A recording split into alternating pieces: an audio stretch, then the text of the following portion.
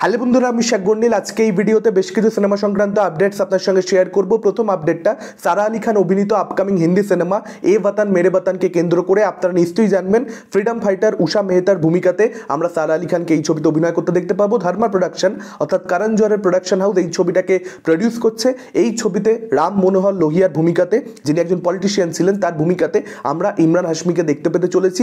আপনাদেরকে জানিয়ে রাখি, এটা কিন্তু কোনো ফুল ফ্লেজেড ক্যারেক্টার হবে না, এটা একটা ক্যামিও হতে চলেছে। অ্যাকচুয়ালিতে রাম মনোহর লোহিয়া উষা মেহতার মেন্টার ছিলেন। আমরা সারা আলী খানের মেন্টারের ভূমিকাতে এখানে ইমরান হাশমিকে দেখতে পাবো। ছবিটা আমাজন প্রাইমে মুক্তি পেতে চলেছে 22শে মার্চ। এবার দেখা যাক ছবিটা কিরকম কি হয়।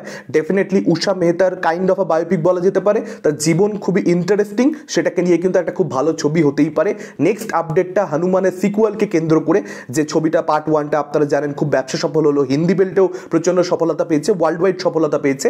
সেই ছবিটার সিকুয়ালে আমরা রামের ভূমিকাতে সম্ভবত রামচরণ তেজাকে দেখতে পেতে চলেছি। এই আপডেটটা তো প্রিভিয়াসলি ছিল, আপনারা অনেকেই জানেন। যেটা আজকের আপডেট সেটা হচ্ছে ইয়াশকে, রকিং স্টার ইয়াশকে আমরা সম্ভবত শ্রী হনুমানের চরিত্রে বা শ্রী হনুমানের ভূমিকাতে অভিনয় করতে দেখতে পাবো এই ছবিটার সিকুয়াল। এটা বলা হচ্ছে, সেটা যদি হয় সেক্ষেত্রে এই ছবিটার সিকুয়ালকে নিয়ে হাইপ যে প্রচণ্ড পরিমাণে বেড়ে যাবে এ নিয়ে কোনো রকম কোনো সন্দেহ নেই। কিন্তু এটা কি সত্যি হবে?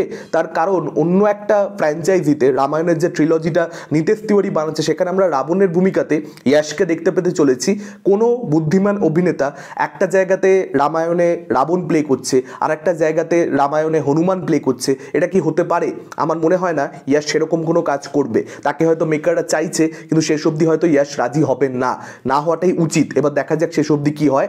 নেক্সট আপডেটটা ভুল ভুলাইয়া 3কে কেন্দ্র করে বিদ্যা বালান এবং কার্তিক আরিয়ানকে আমরা একসঙ্গে কোলাবোরেট করতে দেখতে পাবো। মঞ্জুলিকা ব্যাক হচ্ছে ভুল ভুলাইয়া পার্ট 3তে, সেটার ব্যাপারে অফিসিয়ালি মেকাররা কনফার্ম করে দিয়েছে। কার্তিক আরিয়ান সোশ্যাল মিডিয়াতে নিজে জানিয়ে দিয়েছে। যেটা আজকে আপডেট আসছে, আপনাদের নিশ্চয়ই মনে থাকবে বিভিন্ন ভেরিফাইড সোর্সেসের থেকে বহু আগে থেকে কিন্তু এটা বলা হচ্ছিল যে বিদ্যা বালানকে আমরা পার্ট 3তে দেখতে পেতে চলেছি, এবং সেটাই কিন্তু শেষ অবধি সত্যি প্রমাণিত হলো। তো আজকে ভেরিফাইড সোর্সেসের তরফ থেকে যেটা বলা হচ্ছে, বিদ্যার পাশাপাশি আরও একজন নায়িকাকে আমরা এই ছবিতে দেখতে পেতে চলেছি। তিনি আর কেউ নন, তিনি মাধুরী দীক্ষিত। অর্থাৎ কার্তিক আরিয়ান, বিদ্যা বালান এবং মাধুরীকে আমরা এই ছবিতে একসঙ্গে অভিনয় করতে দেখতে পাবো। মাধুরী দীক্ষিত এই ছবিতে একজন ভূতের চরিত্রে বা ভূতের ভূমিকাতে অভিনয় করবে। সে একজন ঘোষ প্লে করবে, যেরকমটা বিদ্যা বালানও একজন ঘোষ প্লে করবে। অর্থাৎ রুহু বাবার বিরুদ্ধে, কার্তিক আরিয়ানের ক্যারেক্টারটার বিরুদ্ধে এবার কিন্তু দুটো ঘোষ থাকছে। ডেফিনেটলি এটা একটা ভালো প্ল্যানিং মেকারদের তরফ থেকে। কোথাও একটা থ্রেডটা বাড়াতে হবে। প্রত্যেকবার ওই একটাই ভূত মানে টেমপ্লেটে পড়ে গেলে হবে না, নতুন কিছু আপনাকে অফার করতেই হবে পার্ট 3 এর মধ্যে, তবেই তো অডিয়েন্সের ইন্টারেস্টটা জন্মাবে।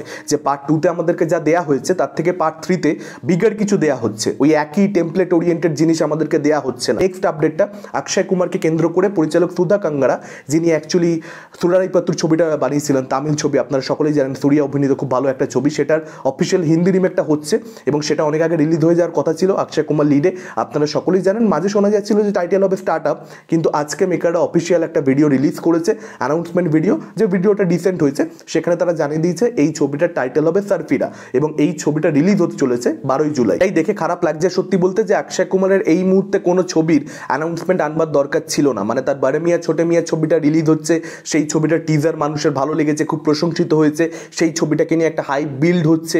সেরকম একটা সময় আবার অন্য একটা ছবির অ্যানাউন্সমেন্ট আনা, মানে অক্ষয় কুমারের কিন্তু এই কারণেই বক্স অফিসে প্রচণ্ড পরিমাণে চাপ দেখা যাচ্ছিল। পরপর তার ছবি যেগুলো ধরুন ভালো হচ্ছে, ধরুন সেলফি রিমেকটা মানে ভালো হয়েছিল, কিন্তু সেই ছবিটাও কিন্তু বক্স অফিসে চলেনি। কিংবা আরও একটা যে ছবি সে করলো মিশন রানীগঞ্জ, আমার কিন্তু ভালো লেগেছিল, ভালো রিভিউ দিয়েছিলাম, সেই ছবিটাও বক্স অফিসে চললো না। তার কারণ এত ছবি করছে, মানুষ ট্র্যাকই করতে পারছে না, ফলোই করতে পারছে না যে তার কোন ছবি আসছে, কোন ছবি যাচ্ছে। 2-3 মাস অন্তর অন্তর ছবি এসে যাচ্ছে। তো বড় মিয়া ছোট মিয়ার আগে সে একটা গ্যাপ নিয়েছিল, দেখে ভালো লেগেছিল, এখন দেখছি আবার একটা অ্যানাউন্সমেন্ট সে নিয়ে চলে এসেছে। দরকার ছিল না এটার। বড় মিয়া ছোট মিয়া রিলিজ হতে দাও, 3 সপ্তাহ 4 সপ্তাহ হলে বিজনেস করে নিক, তারপরে এটা আনো না বাবা। কি দরকার ছিল এখনই একটা অ্যানাউন্সমেন্ট আনবার? যাই হোক, ঠিক আছে, এখন কি বলতে পারি। এর পরবর্তী আপডেটটা খাদানকে কেন্দ্র করে দেব অভিনীত ছবি, এই বছরের সবচেয়ে বড় বাংলা ছবি, যেটার দিকে বাঙালি অডিয়েন্স এবং গোটা ফিল্ম ইন্ডাস্ট্রি তাকিয়ে রয়েছে। সেই ছবিটার একটা আপডেট সামনে এসে গেছে। জানা যাচ্ছিল যে মার্চ বা এপ্রিল মাস থেকে ছবিটার শুটিং শুরু হবে, কিন্তু যেটা জানা যাচ্ছে ফেব্রুয়ারি 16 তারিখ থেকে এই ছবির শুটিং যিশু সেনগুপ্ত কিন্তু শুরু করে দিচ্ছেন। এটা আজকে একটা নামী পত্রিকার তরফ থেকে পরিষ্কার জানিয়ে দেওয়া হয়েছে। এবং আপনাদেরকে আরও একটা আপডেট দিয়ে রাখি, এই ছবিতে কিন্তু আমরা অভিনেতা সুমিত গাঙ্গুলি, যাকে আপনারা বিভিন্ন সিনেমাতে প্রচুর বাংলা সিনেমাতে ভিলেনের চরিত্রে অভিনয় করতে দেখেছেন, তাকেও কিন্তু আমরা খাদানে দেখতে পেতে চলেছি। ভেরি অনেস্টলি আমি নিজে খুব সুমিত গাঙ্গুলিকে অ্যাক্টর হিসেবে পছন্দ করি, আমাদের চাইল্ডহুডটা তাকেই ভিলেন হিসেবে দেখে কেটেছে এবং সিরিয়াসলি মানে ভদ্রলোককে কিন্তু যথেষ্ট বেশি ভয়ঙ্কর লাগতো ছোটোবেলায় যখন সিনেমাতে দেখতাম। তো তাকে যে ফিরিয়ে আনা হচ্ছে, কারণ এই সমস্ত অভিনেতা, প্রচুর অভিনেতা আছে দেখবেন যারা অ্যাকচুয়ালি বিভিন্ন বাংলা ছবিতেই দেখা যেত, সেই সমস্ত অভিনেতারা ভালো কাজ করতেন কিন্তু খুব কনভিকশনের সঙ্গে কাজ করতেন, তাদেরকে এখন আর দেখা যায় না। যেমন বিশ্বজিৎ চক্রবর্তী উদাহরণস্বরূপ বলতে পারি। তো অভিনেতারা, পুরনো অভিনেতাদেরকে ফিরিয়ে আনা হচ্ছে, এটা ভীষণ ভালো। সুমিত গাঙ্গুলি আশা করি ভালো কাজ করবেন, একটা প্রপার ক্যারেক্টার পাবেন। আপনাদের কি মতামত এই আপডেটগুলোকে কেন্দ্র করে? কোন আপডেটটা নিয়ে আপনারা সবচেয়ে বেশি এক্সাইটেড? ডেফিনেটলি আপনারা সেটা আমাদেরকে কমেন্ট করে জানাতে পারেন। ভিডিওটা ভালো লাগলে লাইক করতে পারেন, শেয়ার করতে পারেন। আমাদের চ্যানেল নতুন হলে চ্যানেলটাকে অবশ্যই সাবস্ক্রাইব করতে পারেন। আজকের মতন টাটা, চোখ রাখুন পরবর্তী ভিডিও।